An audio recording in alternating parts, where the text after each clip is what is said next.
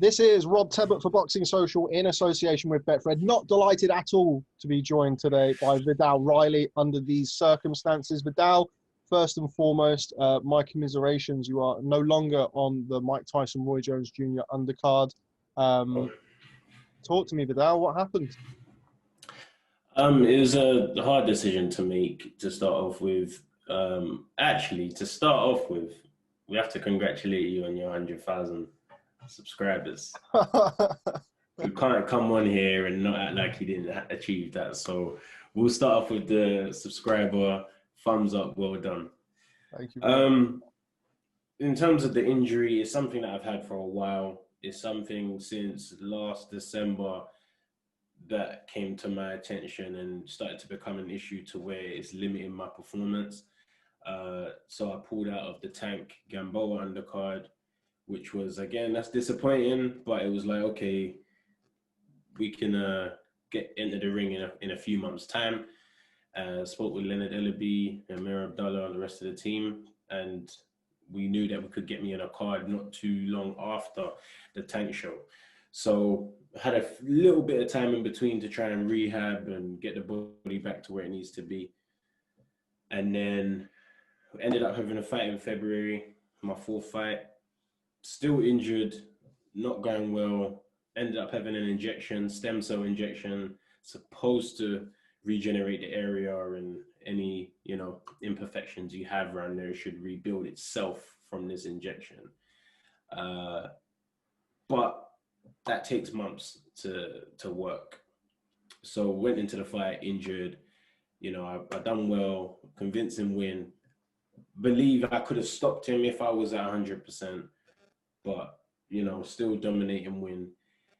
Waiting now, lockdown happens, COVID happens, thinking this is a perfect time for the injection to get to work and help me.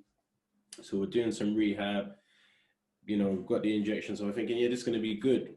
Obviously, the intensity of training took a big dip during the lockdown. So how well my back was, how good my back was, it was hard to tell. It was hard to really judge.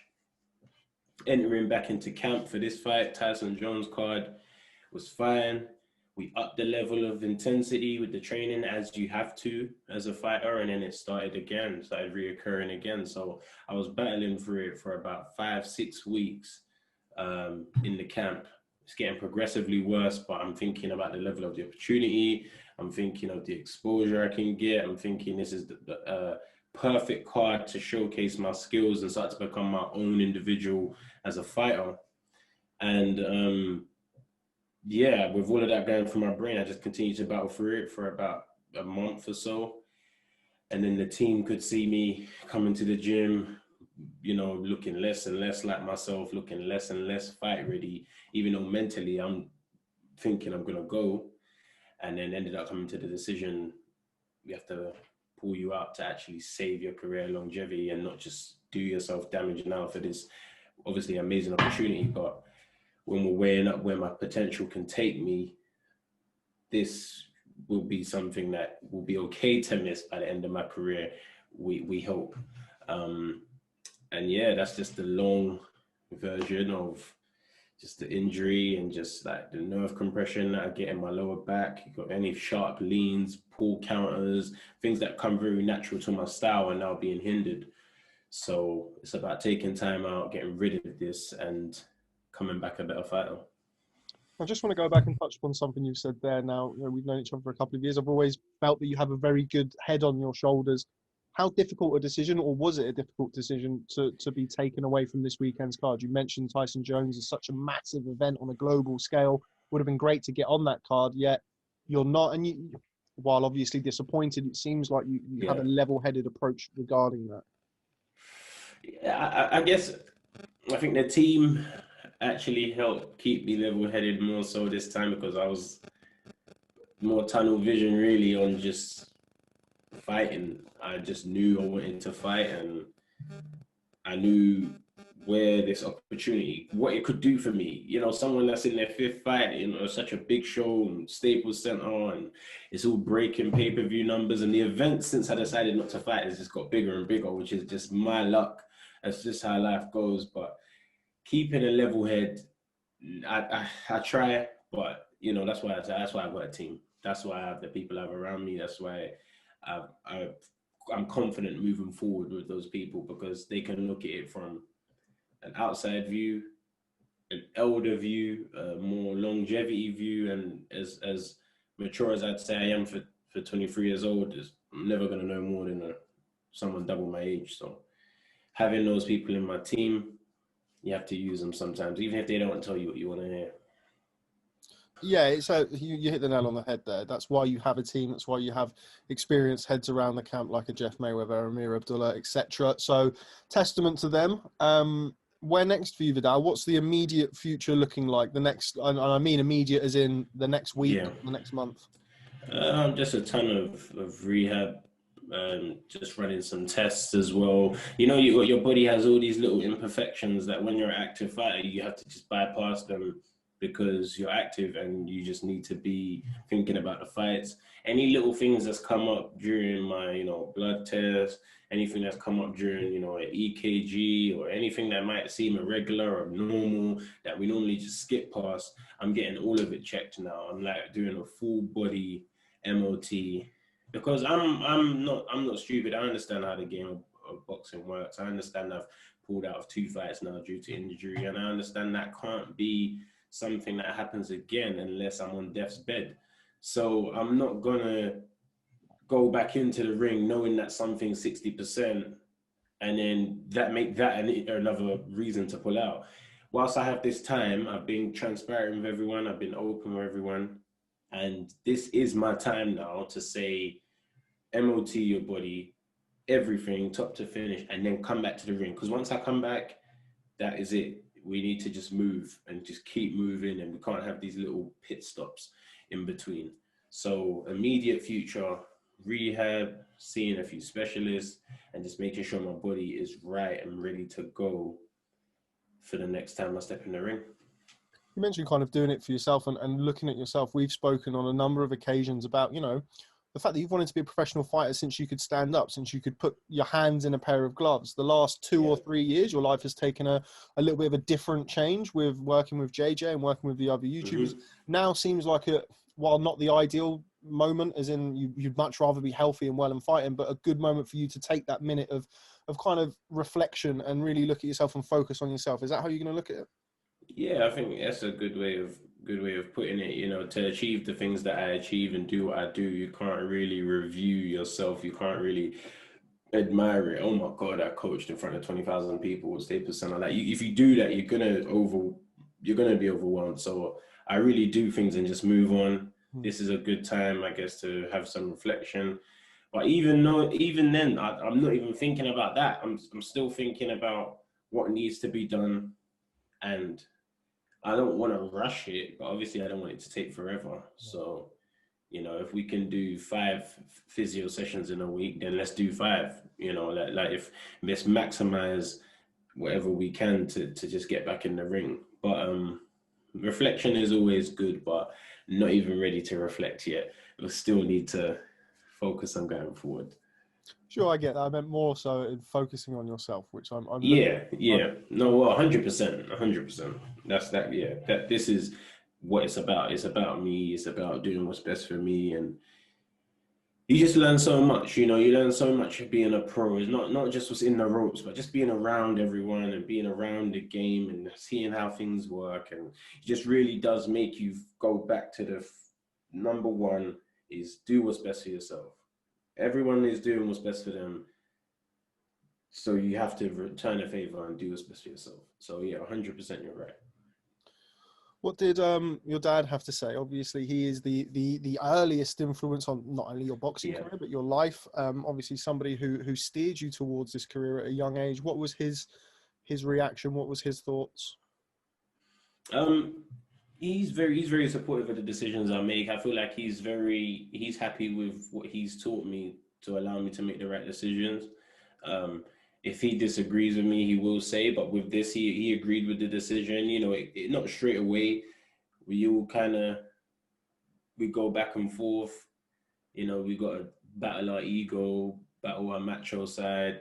Or I could beat him at 60% anyway. We all go through that sort of mentality, which is, again, like I said, is ego. It's not a disrespect to anyone really. It's just, as a fighter, you want to believe at 50%, 60%, I can beat him because I'm supposed to be a world champion. So if I can't beat him at 70%, you know, you start thinking like that. And me and my dad both share that mentality, but then it takes more discussion and more evaluation of the situation to be like, actually, don't think like that. You know, you treat everyone like you're about to fight the best in the world. You can't take this person for granted. And that's kind of how we came to the decision, was don't take anybody for granted.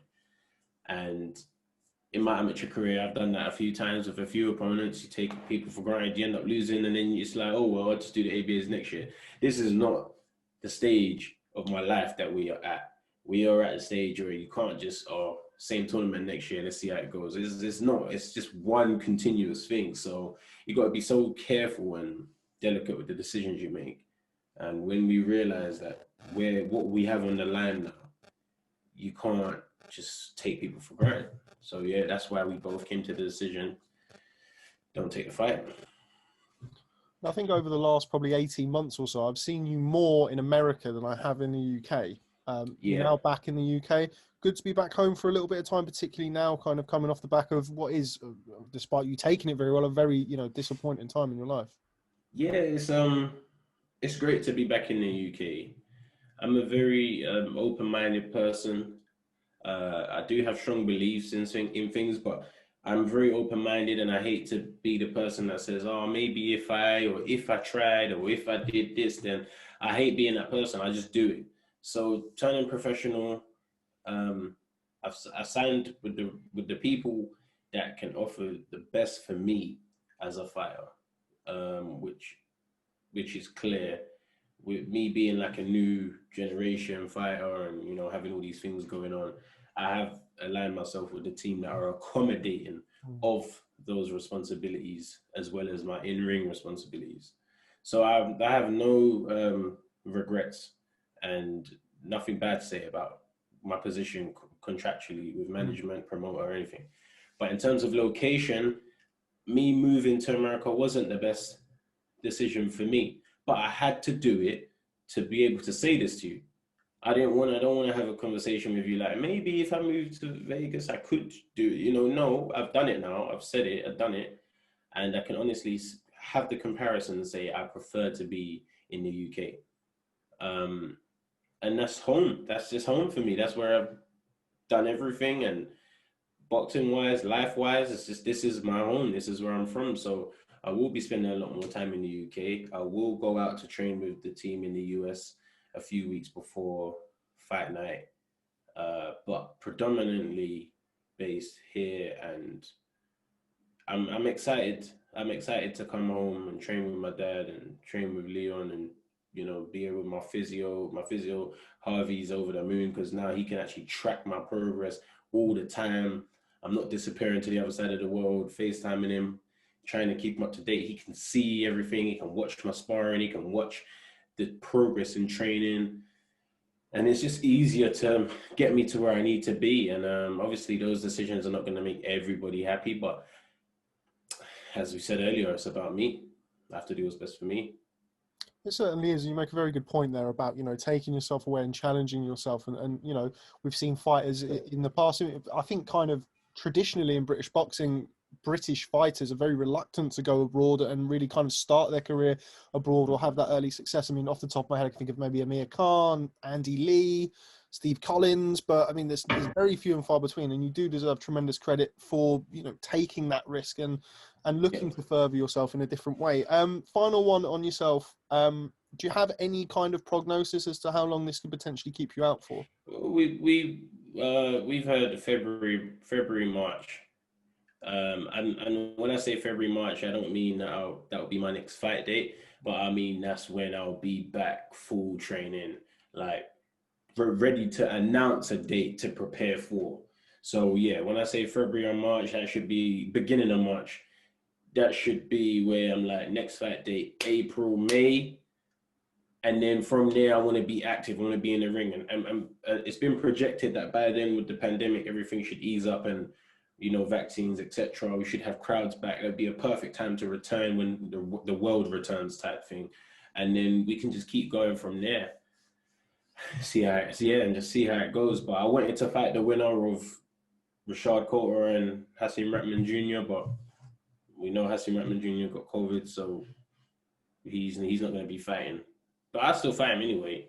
Still fight Rashad anyway. Like, I don't mind. I just don't like when people try and make it out like I'm scared of the opponents, when like I've been in there with scarier people. You know what I mean? Like I've had Dillian White, Daniel, people punching at me. I'm not scared of Rashad Coulter and Hasim Rahman Jr. But anyway, back to the interview. It would be a pretty extravagant excuse to get out of a fight. I'm not sure how anyone would want to duck out from being on the Tyson-Jones undercard, but there we go. Yeah, some people have their own agendas, shall we say? Stupid, so stupid, but it is what it is, man. Everyone can say what they want.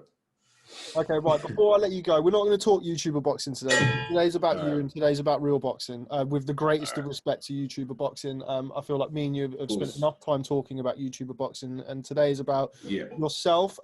But before I let you go, somebody you just mentioned there, Daniel Dubois, is in action tonight against Dubois-Joyce. I know you're a massive boxing fan, and I know you'll be watching the fight with a keen eye. Talk to me, Viddal. Who's going to win the fight? Well, if you put a gun to my head, I'd say Daniel, right?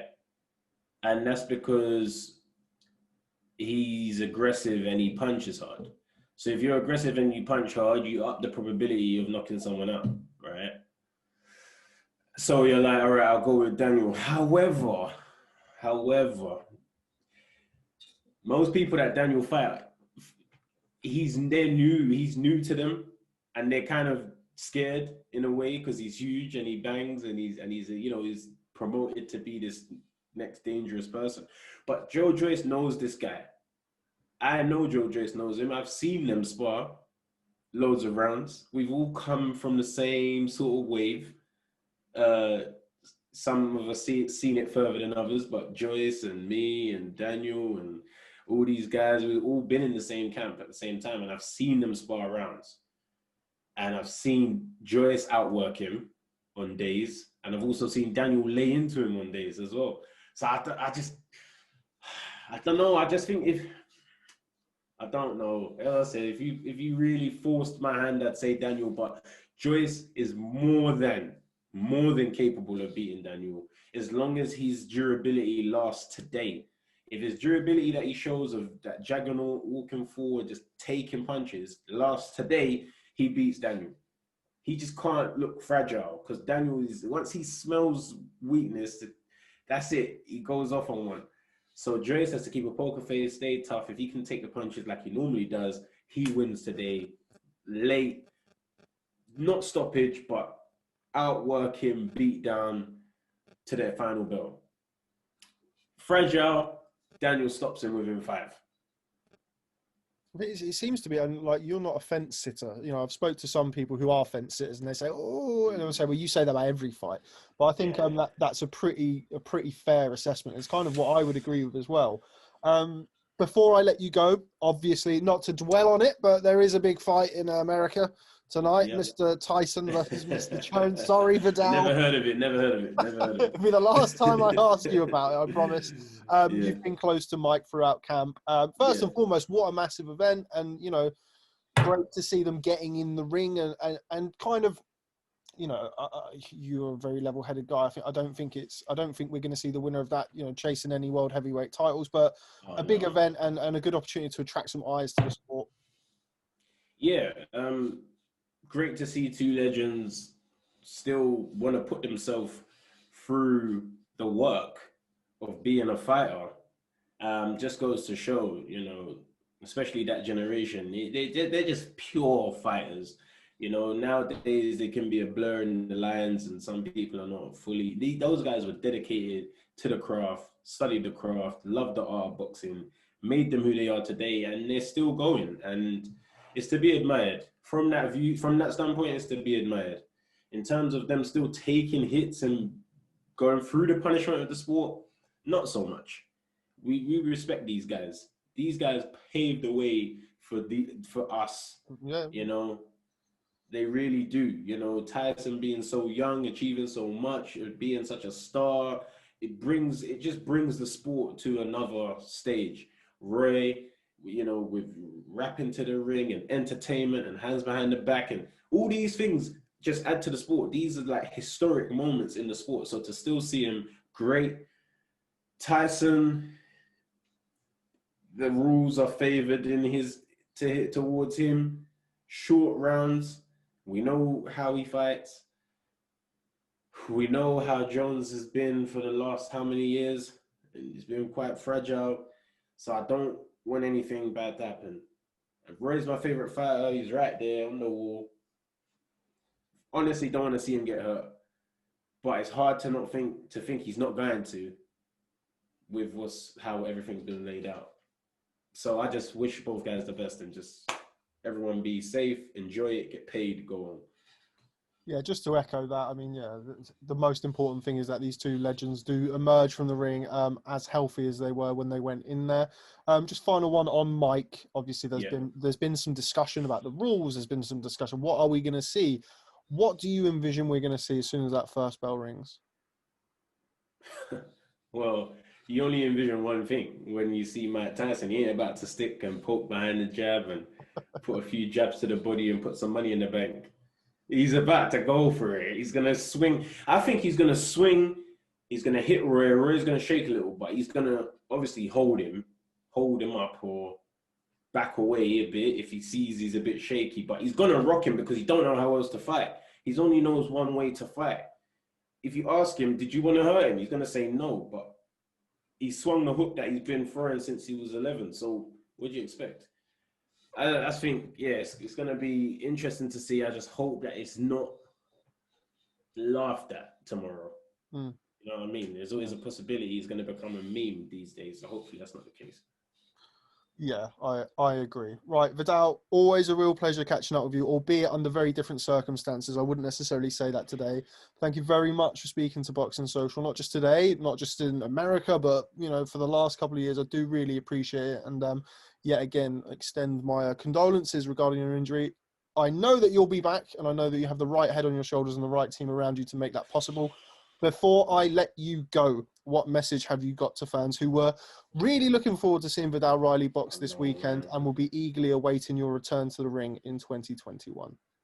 Listen, I think all of my true supporters, I always add in true supporters because those are the ones I actually care about. Things happen. It's life. Things happen. It's not all smooth. You know, you can't have the successes that I've had and not have the rough with it. This is one of the rough patches. If you're here supporting me through that, I appreciate you, and I'll always repay back to my fans. You know, I don't want to put in these mediocre performances for you guys. I don't want you, for the people that really love seeing me fight, to not be able to post the next day that I outclassed and dominated or KO'd my opponent. And to do that, I need to be at 100%. So thank you. I will be back. I will be back better. And I will allow you guys to brag about something for supporting me. So thank you very much. Vidal Riley, the realest man in boxing. Thanks very much for speaking to Boxing Social. Look forward to catching up. Thank you, man. Appreciate it. Thank you, man. Thank you.